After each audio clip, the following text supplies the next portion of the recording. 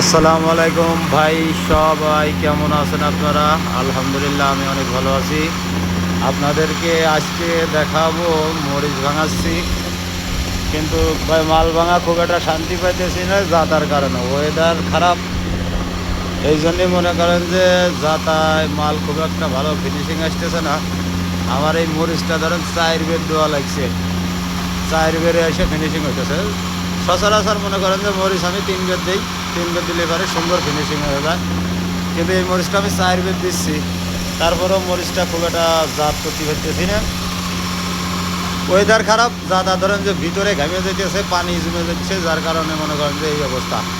তা আপনারা যারা যারা মিল চালান অবশ্যই কমেন্টে জানাবেন ভাই আপনারা কেমন আছেন।